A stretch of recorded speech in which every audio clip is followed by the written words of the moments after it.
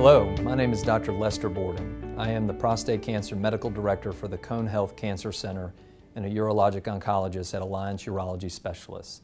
The purpose of this video is to provide educational information about prostate cancer screening for patients who may be considering getting tested for prostate cancer.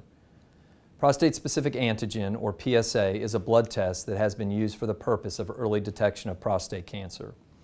PSA testing measures the level of this protein that is secreted by the prostate into the bloodstream. The PSA level may be elevated in men who have prostate cancer, but also sometimes may be elevated in other non-cancerous conditions. PSA testing to screen men for prostate cancer has been controversial.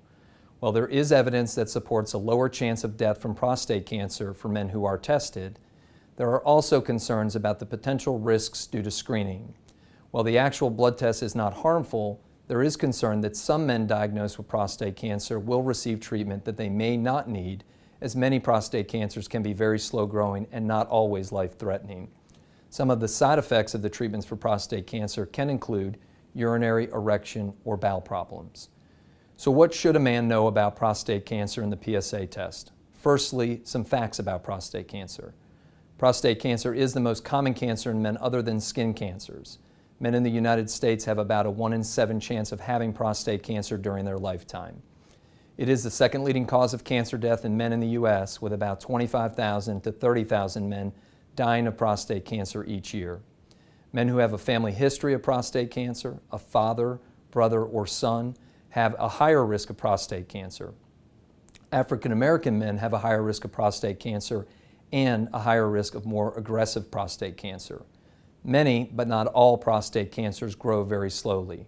Whether a man who has prostate cancer will die of his cancer or something else may depend on many factors, including how aggressive the cancer is, how early it is detected, how effectively it is treated, how old the man is, and what other health problems they may have.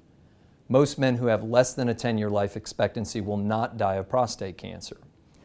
Men who have regular PSA tests do have a higher chance of finding out they have prostate cancer.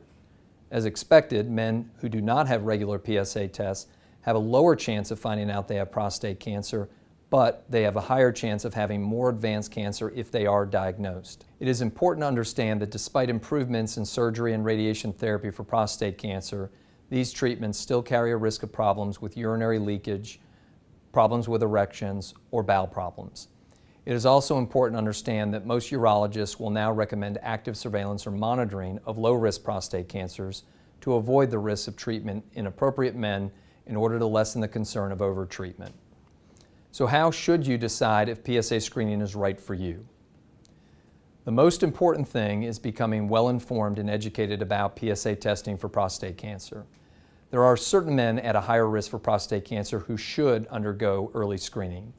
This includes African American men due to their higher risk of prostate cancer and higher risk of more aggressive prostate cancer. Any man with a family history of prostate cancer, particularly a first-degree relative, such as a father, brother, or uncle, these men are at a higher risk of prostate cancer. Although no definite guidelines exist for these higher risk groups, most experts agree that beginning screening in their 40s would be most appropriate. On the other hand, there are also men who will not benefit from routine PSA screening. These include men who have a life expectancy of less than 10 years.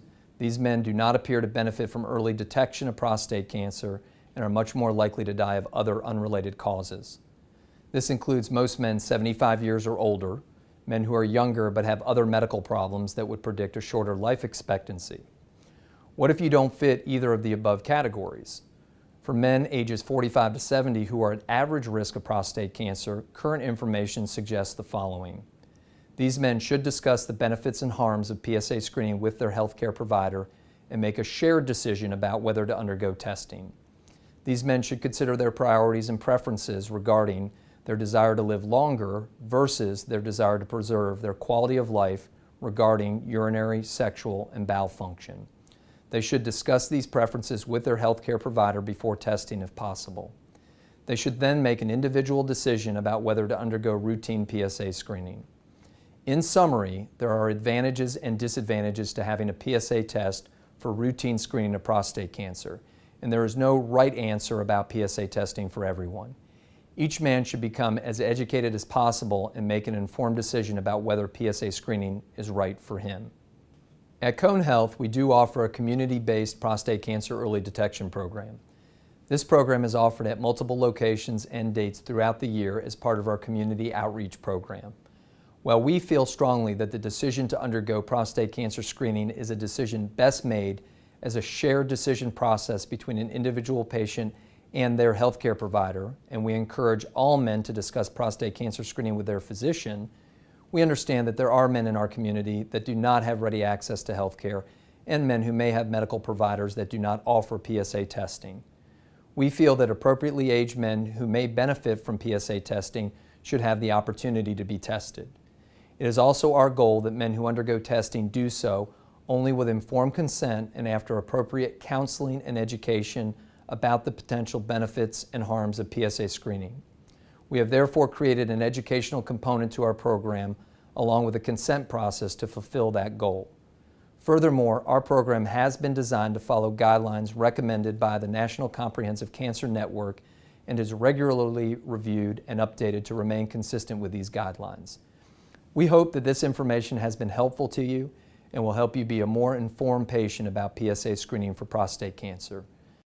Please always feel free to contact us at the Cone Health Cancer Center if you have questions regarding this topic. Thank you.